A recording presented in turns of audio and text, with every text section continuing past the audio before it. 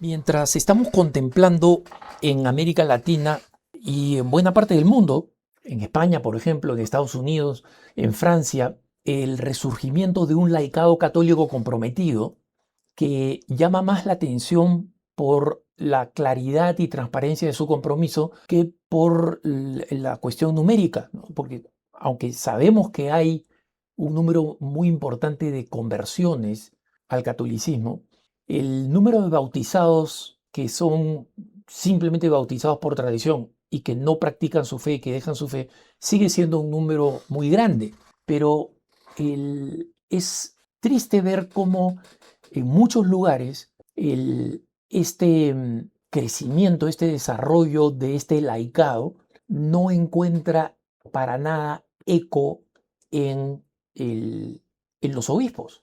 Y por razones históricas, y no pretendo echarle culpa a nadie acá, el hecho es que la mediocridad de los obispos, en el mejor de los casos, mediocridad, ha ido aumentando en los últimos años en relación inversamente proporcional a la del compromiso de los laicos. Por algo pasará, Dios tiene un plan, pero de todas maneras los obispos son los pastores, son los sucesores de los apóstoles, son las cabezas de las iglesias locales. De ellos se derraman los sacramentos que nos llegan a través del orden sacerdotal y son para nosotros instrumento de nuestra salvación.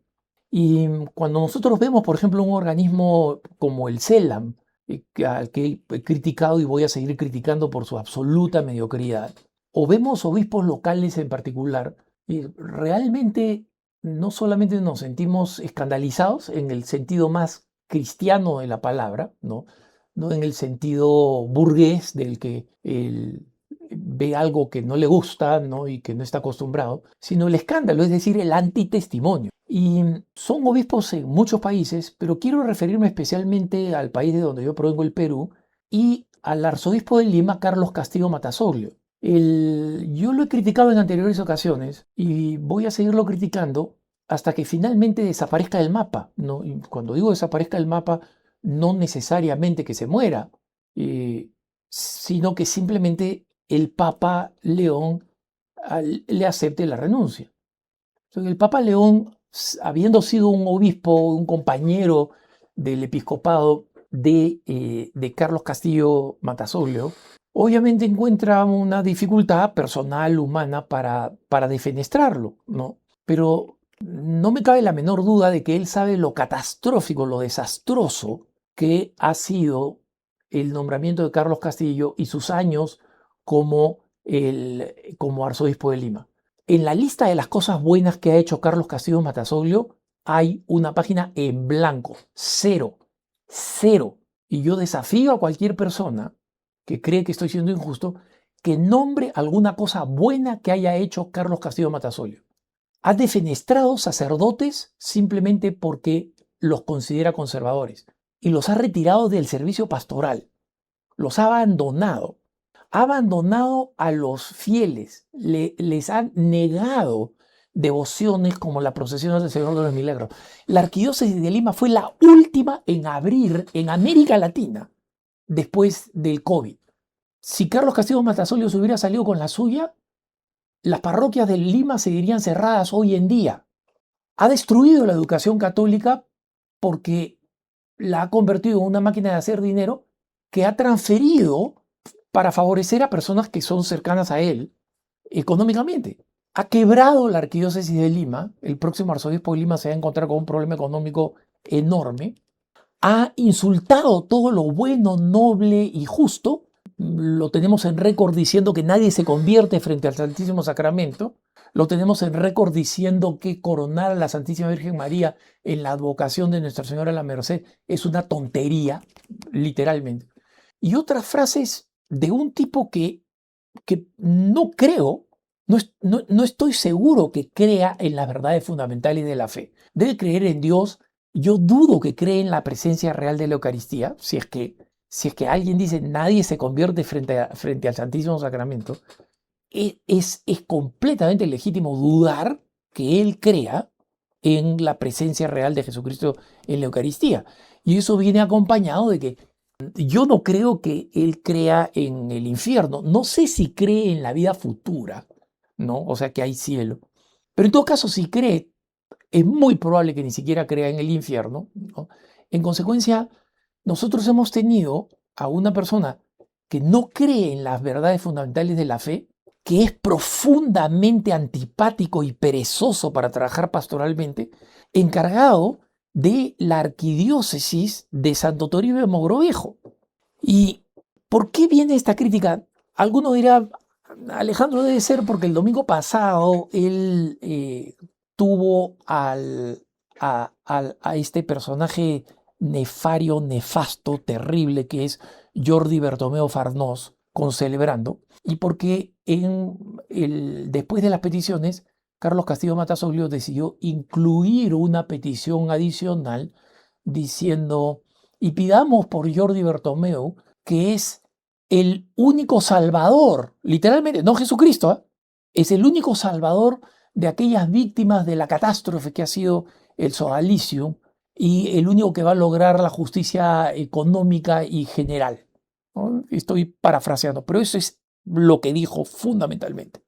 Jordi Bertomeu es el salvador del sodalicio, que breaking news para Carlos Castillo Matasolio, ya no existe.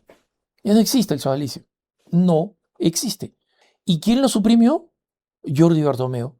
Y van a decir, no, el Papa firmó. Claro que el Papa firmó, pero firmó porque Jordi Bertomeu se había apoderado de la firma del Papa Francisco. Y esto lo sabemos por episodios como el intento de Jordi Bertomeu de excomulgar a dos laicos que lo habían criticado legítimamente, excomulgarlos, arrebatarles los sacramentos, con la firma del Papa. Y cuando estas dos personas, estos dos laicos católicos, obtuvieron una cita personal con el Papa les preguntó, ¿yo he firmado eso?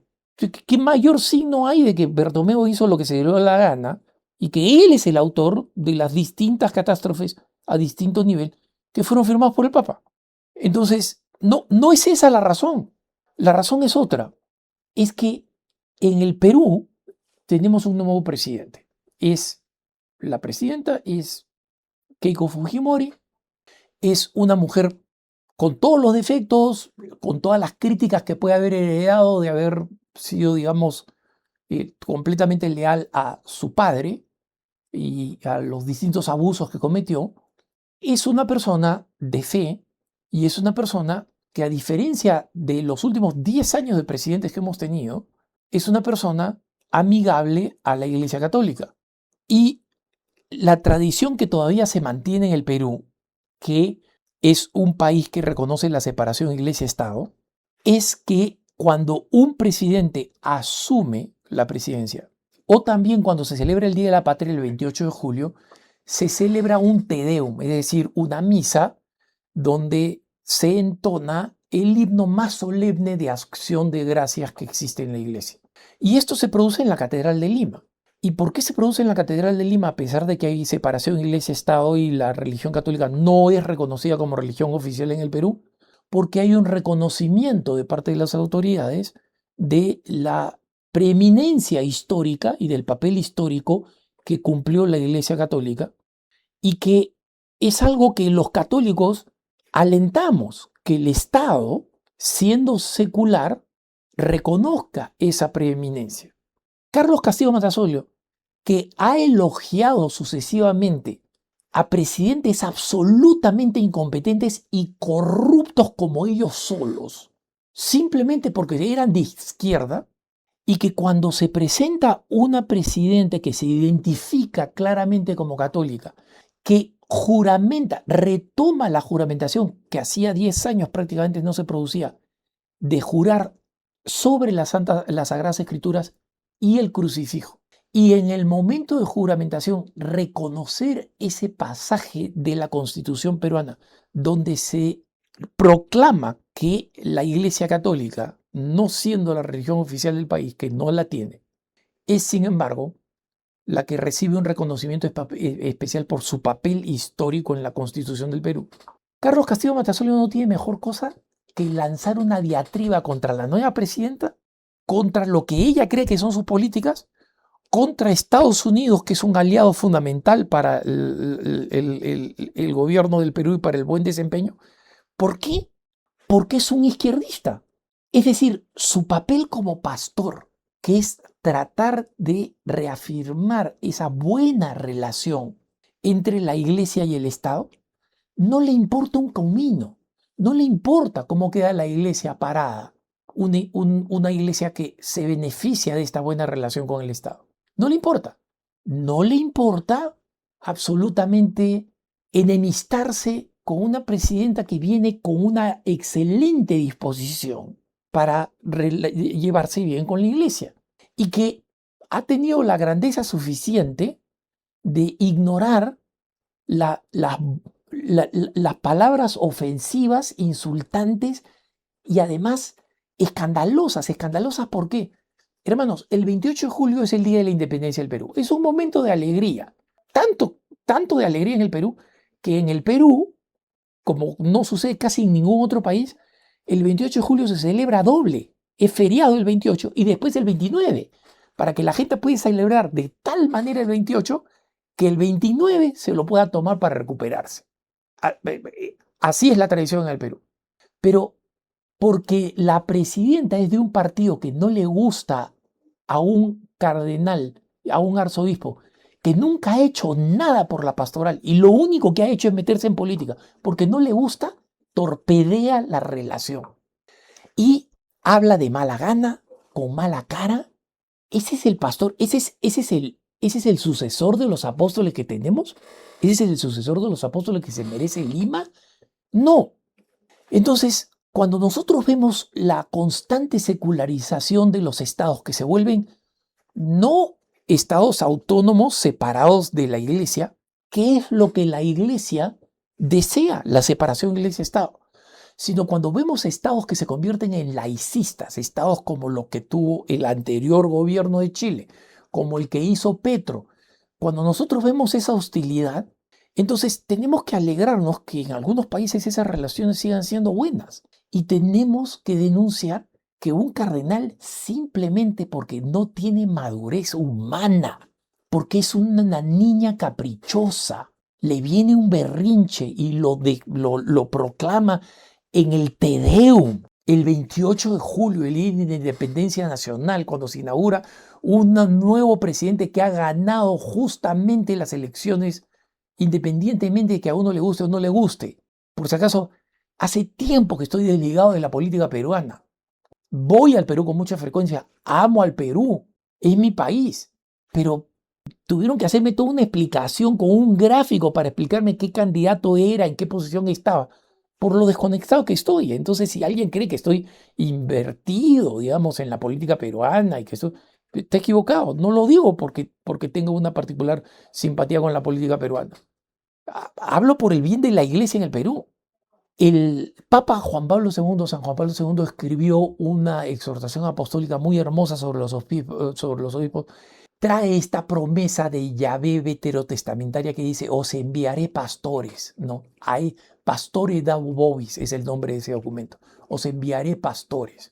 Carlos Castillo Matasolio no es un pastor y por eso tenemos que rezar que el Señor cumpla su promesa en el Perú y en otros países donde los obispos son de mediocres para abajo, que a través de los nombramientos que vaya a hacer el Santo Padre, Dios nos envíe pastores, porque en muchos lugares, y específicamente en Lima, no los tenemos. Que tengas un buen día.